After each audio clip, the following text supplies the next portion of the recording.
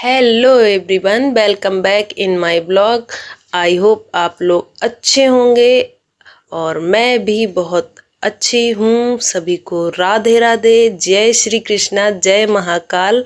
और हाँ, मैं आज 2-3 दिन के बाद ब्लॉग लेकर आई हूँ, तो मैं कंटिन्यू नहीं आ पाई, थोड़ी व्यस्तता के कारण। पर कोई बात नहीं है। और कार्तिक के जबे बन के तैयार हो गए हैं। कार्तिक को लंच पैक कर दिया था और अब इसके बाद में फिर दोपहर का समय हो गया है, तो दोपहर में फिर कुछ न कुछ खाने पीने की तैयारी हो रही है। मॉर्निंग में तो जब से नाश्ता कर ही लिया था सभी ने, तो अब मैं बच्चों को स्कूल से लेके आई हूँ, तो ये बना दी है मैंने खिचड़ी, क्योंकि बच्चों को इजी इजी चीज़ें बहुत पसंद आती हैं। जैसे कि सब्जी रोटी वगैरह खाने में बहुत ज़्यादा प्रॉब्लम करते हैं, तो मैं ऐसी चीज़ें बनाती हूँ जो बच्चे आसानी से खा लें और बिल्कुल भी ना नहीं करें।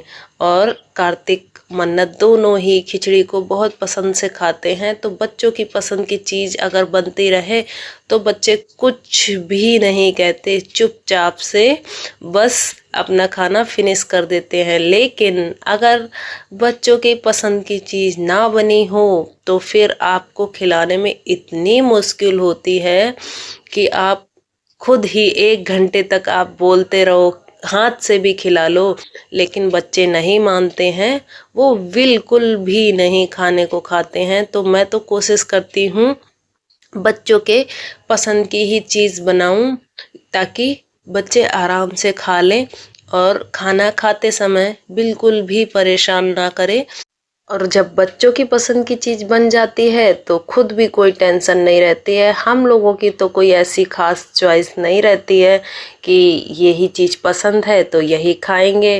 कार्तिक ने खिचड़ी मांगी है और मन्नत ने मांगे हैं जबे, तो मन्नत को जबे दे दिए और कार्तिक को दे दी है मैंने खिचड़ी। और दोपहर का खाना मेरा आसानी से निपट जाता है, क्योंकि दोपहर के समय में ज़्यादा कुछ तो ऐसा खास रोटी पराठा वगैरह नहीं बनाना होता है।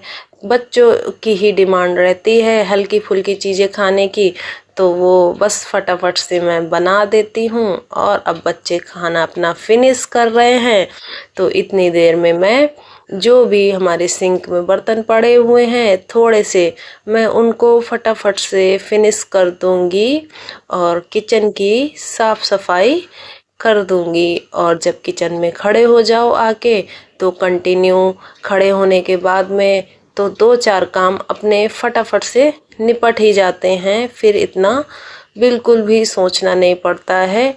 और इधर मन्नत जिद करके बैठ गई थी कि जो है ना मम्मी, तुम मुझे चोकोज दो, तुमने मुझे कम दिए हैं चोकोज। और बच्चों की देखो छोटी छोटी जिद, देखो कितना क्यूट मोगली सी लग रही है, और जिद कर रही है कि तुमने मुझे जब ये चोकोज तो बहुत कम दिए हैं। और मैं कह रही हूँ मन्नत, इतने ही तो हैं, आपके भी भैया के दोनों के बराबर हैं। ये बच्चे छोटी छोटी सी बातों में अपनी फाइट निकाल ही लेते हैं, कोई ना कोई बात को लेकर। कभी किसी चीज़ के पीछे कि मुझे यहाँ ही बैठना है, तो कभी कि मुझे ये ही खाना है, इतना उसको आपने ये वाली चीज़ दी, मुझे ऐसी नहीं दी। ऐसे करके छोटी छोटी बातों में बच्चे अपनी फ़ाइट शुरू कर देते हैं। लेकिन बच्चों की फ़ाइट बड़ी क्यूट रहती है, कई कई बार तो हंसी ही आती है कि ये कोई लड़ाई वाली बात होती है, इसमें भी कोई फ़ाइट करनी चाहिए। लेकिन वो तो बच्चे हैं, बच्चे तो किसी भी बात पे मुंह फुलाकर बैठ जाते हैं। और मैंने अपने किचन के सारे काम फिनिश कर लिए हैं, और मैं अब कपड़े धोने का काम शुरू कर रही हूँ। तो मैं चेक कर लेती हूँ कपड़ों में, जेब वगैरह में, कि कहीं कुछ रह ना जाए, कोई इम्पोर्टेंट पेपर वगैरह। तो अगर कुछ भी, अगर कपड़े वॉश करने के समय अगर ऐसा कुछ इम्पोर्टेंट चीज़ रह जाती है जेब में, तो वो तो ख़राब ही हो जाती है। तो इसलिए कपड़े धोने से पहले जेब चेक करना बहुत ज़रूरी काम रहता है, जो कि कई बार बाय मिस्टेक नहीं हो पाती है चेक जेब।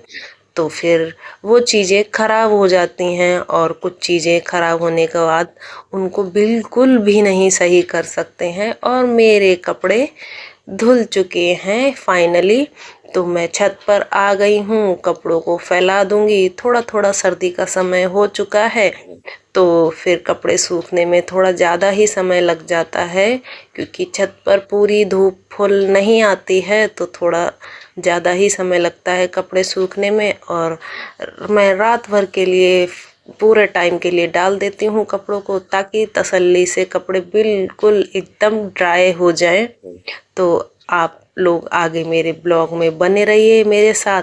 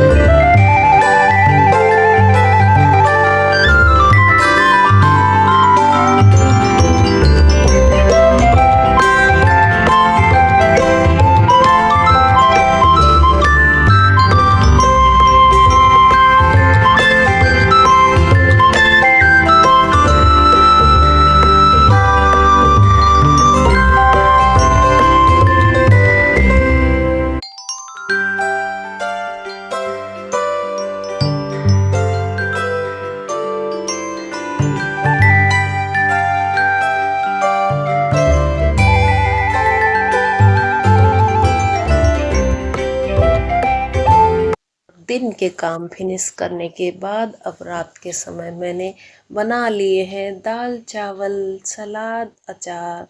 तो मेरा रात का खाना तैयार हो चुका है। और आप सभी को मेरा ब्लॉग अगर अच्छा लगता है तो प्लीज़ लाइक कमेंट शेयर ज़रूर कीजिए, और ब्लॉग को बिल्कुल भी स्किप मत कीजिए। और प्लीज़ प्लीज़ आप सभी से रिक्वेस्ट है कि आप मेरे ब्लॉग को शेयर भी कीजिए। और thank you for watching. Like comment share कीजिए। Thank you.